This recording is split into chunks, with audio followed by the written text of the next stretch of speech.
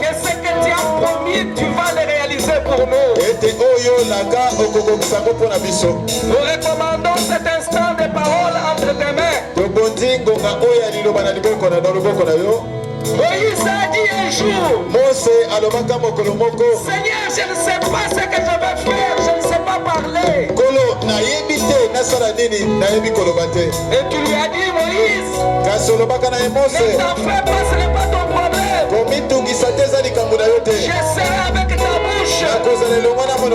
Seigneur, sois avec nos bouches ce soir. Des bénédictions pour ton assemblée, Père. Bénis les familles. À travers cette parole. Et que la gloire te revienne en toutes choses. Au nom de Jésus. Nous avons ainsi prié. Nous restons debout. Psaume chapitre 16. Verset 20e. Psaume chapitre 16, verset 20e.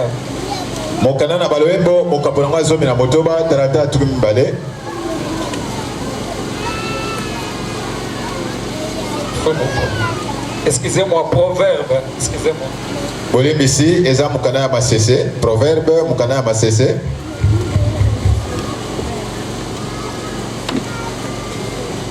Proverbe. Fouillez la Bible avec moi, s'il vous plaît. J'utilise les numériques ici pour que je puisse bien voir.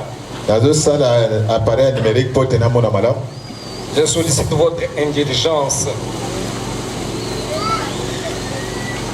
Proverbe chapitre 16, verset 20. Mokanana masese mokabazo na motoba tata tukumi bale. Pardon? Merci beaucoup.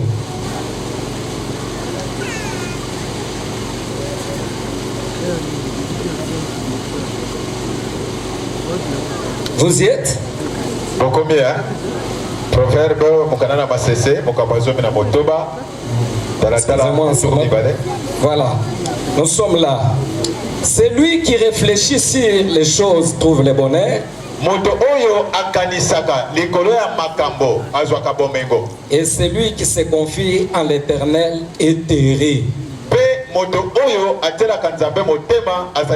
Est-ce que nous pouvons lire ensemble? Recommençons, lisons ensemble. Allons ensemble. C'est lui qui réfléchit sur les choses trouve le bonheur. Et c'est lui qui se confie en l'Éternel est heureux.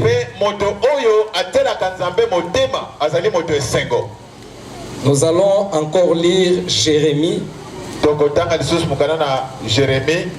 Jérémie chapitre 17. Nous lisons à partir du 5e verset. Jérémie chapitre 17 à partir du 5e verset jusqu'au verset 8. Ainsi parle l'Éternel. Maudit soit l'homme qui se confie dans l'homme, qui prend la chair pour son appui et qui détourne son cœur de l'Éternel. Il est comme un misérable dans le désert et il ne voit point arriver le bonheur. Il habite les lieux brûlés du désert, une terre salée et sans habitants. Béni soit l'homme qui se confie dans l'Éternel et dont l'Éternel est l'espérance. Il est comme un arbre planté près des eaux et qui étend ses racines vers les courants. Il n'aperçoit point la chaleur quand elle vient et son feuillage reste vert. Dans l'année de la sécheresse, il n'a point de crainte et il ne cesse de porter des fruits. Que Dieu bénisse sa parole. Veuillez vous asseoir et soyez bénis. Comme notre papa venait de le dire, notre sous-thème de ce soir, nous allons parler d'une famille qui se confie à Dieu et qui, après s'être confié à Dieu, tire des conséquences. C'est-à-dire la vie heureuse. C'est pourquoi nous formulons notre sous-thème de la manière suivante. Une famille qui se confie à Dieu est heureuse. Bien-aimé, je vous présente mon sommaire.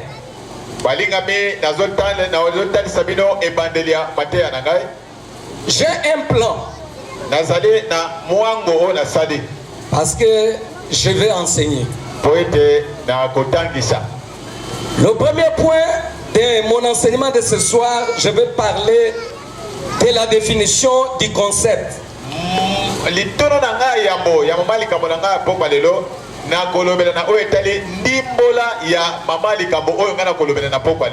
Je vais définir la confiance. Et je dois définir les sous-thèmes une famille qui se confie en Dieu.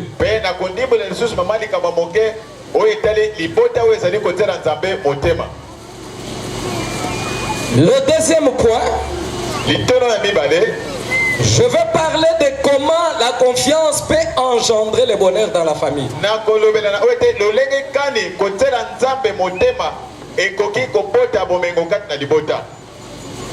Et le troisième point, je veux parler des conséquences ou corollaires à la confiance en Dieu.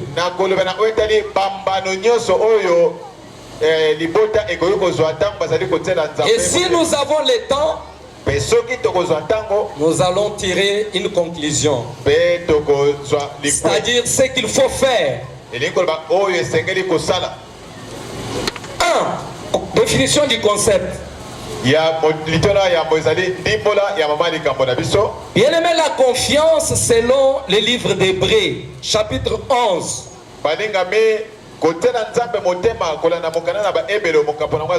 Si vous prenez par exemple le verset 8 et le verset 10, quelques versets dans le chapitre 11, on peut dire que la confiance c'est la foi.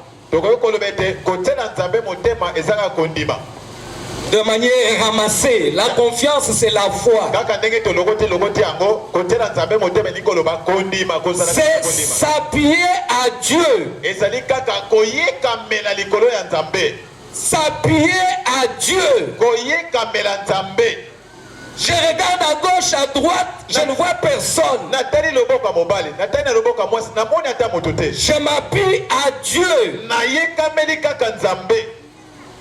La confiance, c'est la certitude qu'un événement souhaité va se produire.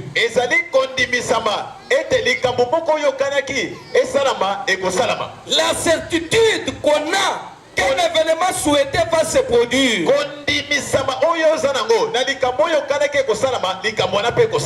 Je sais que dans ma famille, il y a des kuluna. Mais comme Dieu cherche une personne dans la famille, pour le bien de toute la famille, comme moi j'ai déjà accepté Christ comme Seigneur et Sauveur, et que ma famille, mes frères et sœurs sont encore dans la vie de désordre, j'ai l'assurance qu'un jour Dieu va les rencontrer. Ils finiront à se repentir, par se repentir. J'ai confiance en ce Dieu-là. C'est la certitude qu'un événement souhaité va se produire. J'ai la certitude qu'un jour il y aura le mariage dans ma famille. Les sœurs, mes sœurs qui ne se marient pas finiront par se marier. Un jour, une de ma sœurs portera aussi le voile et sera honorée. J'ai l'assurance, j'espère, à cet événement-là que je souhaite. Que cet événement-là va effectivement se produire. La confiance, c'est le sentiment d'assurance qu'on a. D'assurance. Par exemple, voir la victoire. Je vois déjà la victoire. C'est ça l'assurance. Quelqu'un qui est confiant est celle qui peut dire je ne peux rien. Je compte sur Dieu. Et la confiance d'une famille chrétienne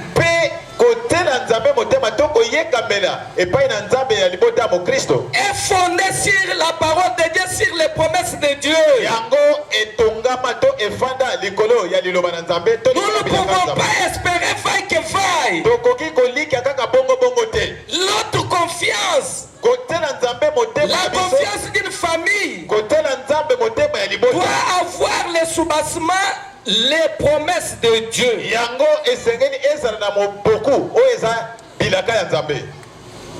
Ce que je peux dire de manière brève de la confiance. Dans le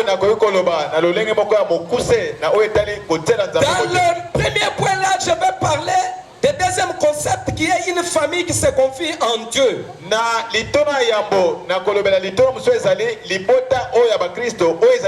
Qu'est-ce qu'on entend par une famille qui se confie en Dieu?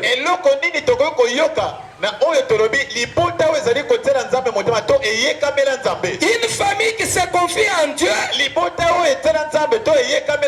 c'est celle qui croit qu'en dehors de lui, il n'y a pas d'autre. Qu'en dehors de Dieu, cette famille n'a pas une autre personne. Une famille qui se confie en Dieu, c'est un peuple qui attend le dernier mot que du Seigneur Jésus-Christ. C'est une famille qui peut dire notre Rédempteur est vivant. Il s'élèvera le dernier. C'est une famille qui peut dire seuls nous pouvons qu'ils fassent ce qu'ils veulent. Mais ce que nous savons, c'est que notre Rédempteur est vivant. Il s'élèvera le dernier. Nous avons des problèmes dans la famille. Nous sommes terrassés de gauche à droite. Nous traversons des situations difficiles. Mais nous savons que malgré tout cela, notre Rédempteur est vivant. Il s'élèvera le dernier. Les premiers ministres s'élèveront. Les présidents de la République s'élèveront. Un major dans la famille s'élèvera. Mais une famille qui se confie en Dieu va seulement dire notre Rédempteur est vivant. Il s'élèvera le dernier. Parce que lui, il dépasse les premiers ministres. Il dépasse les colonels. Il dépasse les généraux. Il s'élèvera les derniers. Cette famille ne compte pas sur sa force. Cette famille ne regarde pas que non, nous avons un général dans la famille. Comme nous avons un général dans la famille, quand nous aurons un problème, notre général ira nous défendre. Écoutez, Jérémie 17 dit ceci. Maudit soit l'homme qui se confie en l'homme. Les généraux sont limités. Les généraux sont renversables. Ce n'est pas une famille qui doit se confier à un frère qui est en Europe ou qui est en Angola. Ceux qui se confient aux frères qui sont en Angola. Aujourd'hui, avec la crise économique, qu'est-ce qu'ils sont devenus? La Bible dit, maudit soit l'homme qui se confie en l'homme. Mais cette Bible-là dit à des familles ce soir que celui qui se confie à l'Éternel, il ne sera point confus. C'est une famille qui ne compte pas sur sa force. C'est une famille qui ne compte pas sur son positionnement. Bien-aimé, je suis en train de vous définir une famille qui se confie en Dieu.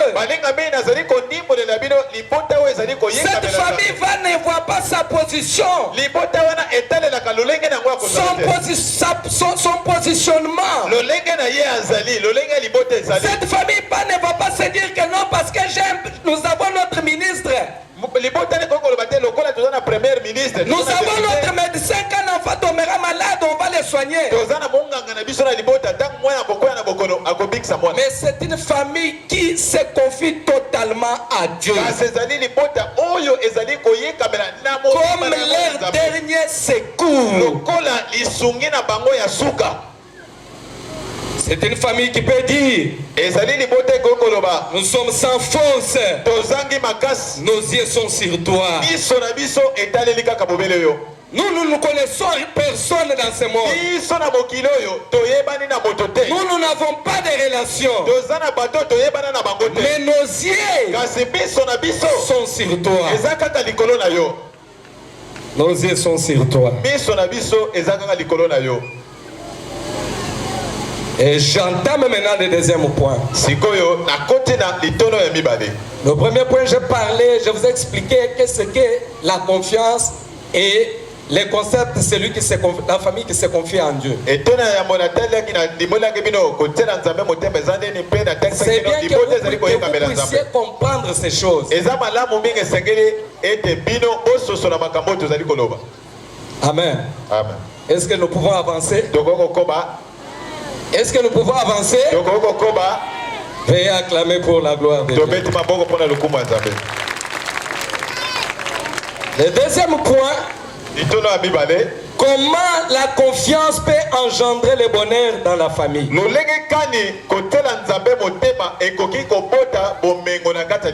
Comment la confiance peut engendrer, pour ceux qui notent, comment la confiance peut engendrer le bonheur dans une famille.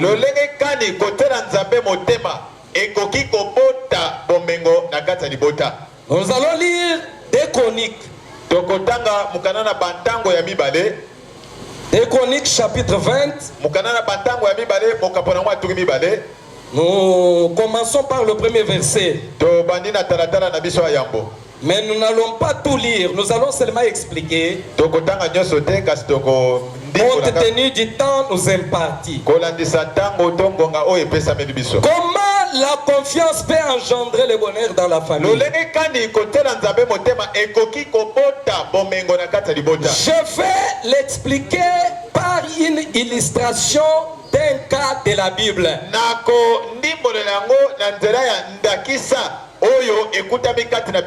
Il s'agit de Josaphat et la famille d'Israël.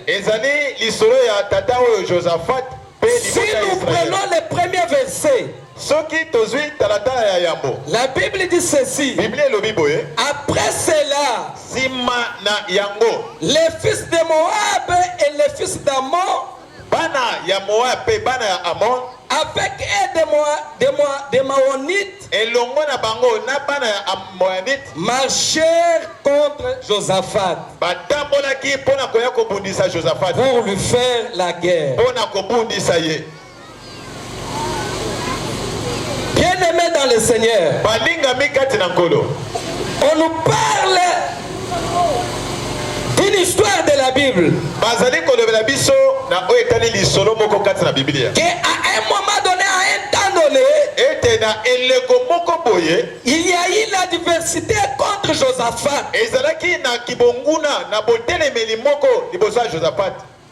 Les gens se sont levés, les Moabites et consorts, ils se sont levés pour combattre contre Josaphat et la famille d'Israël.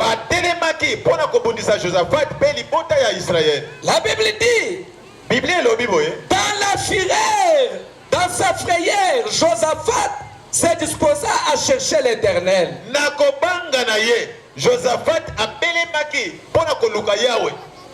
Et il publia un jeûne pour tout Juda. C'est un bon exemple à suivre. Dans nos familles aujourd'hui, quand il y a un problème, quand il y a une guerre levée contre la famille, votre référence c'est qui? Vous êtes les premiers dans les familles. S'il y a un problème, d'aller consulter les locaux, d'aller consulter les tata moisi, comme si ces derniers pouvaient vous donner la solution à vos problèmes. Mais souvent, vous rentrez toujours dessus. Ce qui vous manque, ce qui vous amène à l'échec, c'est parce que au lieu de mettre Dieu en premier lieu, vous mettez les hommes en premier lieu. Quand on a appris à Josaphat, et les gens se sont levés pour te combattre, pour combattre ta famille, qui est Judas, Josaphat a recours au Seigneur. Voilà ce que doit faire une famille. En premier lieu, devant un problème, que votre confiance soit en Dieu. La Bible dit, il disposa à chercher l'Éternel et il publia un jeûne pour tout. La Bible dit, tout Juda s'assembla pour invoquer l'Éternel. Juda ici considéré comme une famille. Nous revenons à la prédication d'hier, à l'enseignement d'hier sur l'unité. Les problèmes qui est dans ta famille, même si ça concerne une personne, mais ça te concerne aussi. Il y a un homme de Dieu qui a toujours dit, si dans une famille, c'est vous seulement qui avez l'argent, vous êtes le plus malheureux. Parce que au Kolala, Tongo, au côté de 10 personnes libanda, bazo zela déjà, bazo tungisa yoko zala na kibiate, namboka bakobenga yo tout ça. Josaphat, la guerre est élevée contre lui, contre sa personne. Mais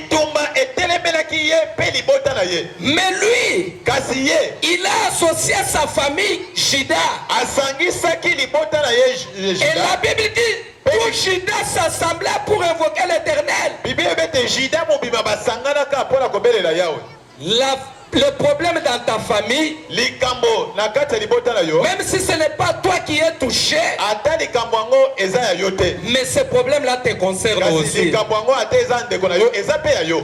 À moins que ozala oza motema mabe andeni. Soki ndeko na ozobela na famille, yonde ozobela. Soki ndeko na aza na problème na famille, soko oza mutu ya bolingo, yonde ozali na problème wana. Josaphat était en unité avec sa famille. Josaphat azalaki na bomoko na libota na ye. La Bible dit ils ont invoqué l'Éternel bien-aimé. Je suis en train de vous montrer comment le bonheur, la confiance de Dieu peut engendrer le bonheur dans la famille. Quand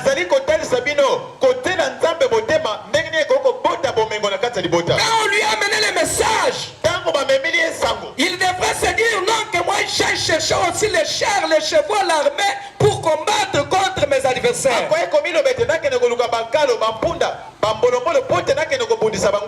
Mais il a réalisé qu'il y a quelqu'un qui est au-dessus des chars, des chevaux. C'est Jésus-Christ de Nazareth. Il est allé chercher l'Éternel. C'est ce que doit faire toute famille. Quand vous avez un problème dans la famille, confiez-vous en l'Éternel. Confiez-vous à l'Éternel. Écoutez ce que Josaphat et sa famille dirent à l'Éternel. Dieu de nos pères, ne dis pas Dieu dans le ciel. Et n'est-ce pas toi qui domines sur tous les royaumes des nations? N'est-ce pas toi qui as amené la force et la puissance? Et à qui nul ne peut résister? N'est-ce pas toi, oh notre Dieu, qui a chassé les habitants de ce pays devant ton peuple d'Israël? Et qu'il a donné pour toujours la postérité d'Abraham qui t'aimait.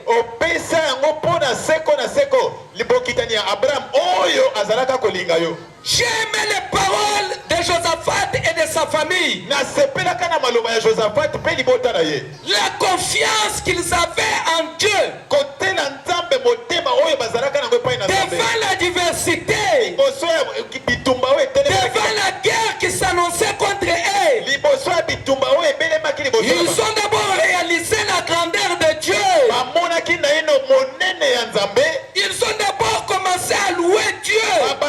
Ils ont d'abord commencé à lui rappeler ce qu'il est. Ce qu'il a fait. Il dit, n'est-ce pas toi, n'est-ce pas toi, n'est-ce pas toi qui as fait ceci, cela?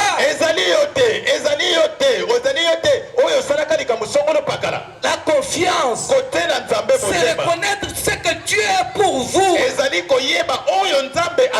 que Dieu est pour votre famille. Devant un problème, une famille peut se dire, mon Seigneur, j'ai confiance en toi. Devant ces problèmes, mais laisse-moi te rappeler qu'un jour j'avais des problèmes de césarienne. Ma femme avait des problèmes de césarienne. Tu ne nous avais pas abandonnés. Un jour, un membre de ma famille était entre la vie et la mort. Tu nous avais délivrés de la mort. Aujourd'hui, nous avons encore cette pleine confiance-là. C'est ce que Dieu attend d'une famille chrétienne. Lui remettre tout son cœur. Cette famille a commencé par louer Dieu. Amen. Amen. Est-ce qu'on peut acclamer pour le roi de rois? Et ils vont dire, maintenant voici les fils d'Amon et de Moab et ceux de la montagne de Séhir. Ils se sont détournés contre nous. Et ils veulent nous détruire. Oh notre Dieu, n'exerceras-tu pas tes jugements sur eux? Car nous sommes sans force devant cette multitude de nombreuses qui s'avancent contre nous. Et nous ne savons que faire. Nous ne savons que faire. Mais nos yeux sont tournés vers toi. C'est ça ce que Dieu attend de la famille. Je suis en train de vous montrer comment vous pouvez entrer dans le bonheur en se confiant à l'Éternel. Dans votre famille, c'est reconnaître d'abord que sans Dieu nous ne pouvons rien. Écoutez, j'aime les paroles de cette famille. Devant l'adversité, ils vont dire, nous sommes sans force. Nous sommes sans force. Libota moko na poko alelo kobeta tolo te. Kobeta tolo po wazalaka na mbongo te. Kobeta tolo po wazalaka na mituka te. Kobeta tolo po ndeko na yo azalaka na poto to bana na yo te. Mais peut-être le pose à la canansambe na bomo. Amen. Amen. Dans ma langue, on l'appelle, j'aime ça. Kamana Bampata. Kamana Bampata. Asili Sakatembe. Goliath wazala mulai. David azala mukuse. Ya asili Sakatembe. Kamana Bampata. Mutu moko ibata moko lobi kamana Bampata. Lelo ata osa muluba te okoloba yango. Mutu moko lobi kamana Bampata. Kamana Bampata. Trouvez-les ce que nous sommes beaucoup magazine. Tout Judas se tenait debout. Juda, libota mon Juda, batelemaki. Devant l'Éternel. C'est ça la confiance. Dans votre famille. Quand vous avez un problème. Devant un fait. Qu'est-ce que vous faites? La Bible dit. Tout Judas se tenait debout. Tout Judas se tenait debout. Devant l'Éternel. La Bible dit avec leurs petits enfants. Avec leurs femmes. Avec leurs fils. La famille. Likambo ya famille. Ezalaka ya tata kakate. Ezalaka ya mama kakate. Ezalaka ya bana kakate. Mais ezalaka lisanga ya libota mobimba. Soko telemi. Boyokani. Zamba kosala makambo ya minene. La Bible dit tout Judas s'éleva. Il se mettait debout pour invoquer l'Éternel. Amen. Amen. Et la Bible dit, c'est important ce que je vous donne. Il y a eu un certain Zakazaël.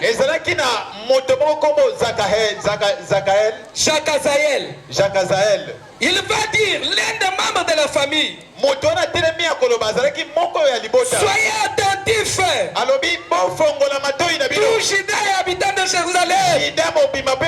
Jérusalem. Et toi, roi Josaphat, qui est comme notre leader. Parce que dans chaque famille, il y a toujours un leader. Ainsi vous parle l'Éternel. Cet homme était touché par l'Esprit de Dieu, dit la Bible. Il va leur dire, ne craignez point et ne vous effrayez point devant cette multitude nombreuse. Car ce ne sera pas vous qui combattrez. Ce sera Dieu. C'est Dieu qui combat pour les familles ce soir. Bien-aimé dans une famille, Dieu peut parler à une personne, lui donner des orientations pour le bien de tous. C'est pourquoi le conseil que nous vous donnons ce soir, c'est d'écouter tout le monde dans la famille et de ne mépriser personne. Amen. Amen. Ne méprisez personne. Zamba koki kolobela na mwana moko ya muke na famille. Alobi Zamba ko bimisa même parole de sagesse, de connaissance kati na mwana ya muke. Soki bo salike bate bogo isami. Dans la kati ya libota esengeli ko considérer mutu nyonso. Na mabota na biso mutu nyonso azali na apport oyo amemaka. Amen, amen. Azali na apport oyo ye amemaka. Alors, l'Esprit de Dieu va toucher cet homme de Jakazaël. Il va leur dire que ce n'est pas vous qui combattrez. Ce sera Dieu. Bien-aimé, ces gens avec la confiance en Dieu. Et plus tard, nous allons voir comment ils sont arrivés au bonheur. À cause de la confiance parce qu'ils sont mis en Dieu. La Bible dit qu'il s'est mis à marcher de grand matin pour le désert. Et à l'heure de pas Josaphat se présentait et leur dit, il va leur dire ceci. Écoutez ma famille. Là nous sommes au verset 20. Confiez-vous à l'Éternel, votre Dieu, et vous serez affermis. Confiez-vous à l'Éternel, votre Dieu, et vous serez affermis. Mais confiez-vous également à ses serviteurs, à ses prophètes, et vous réussirez.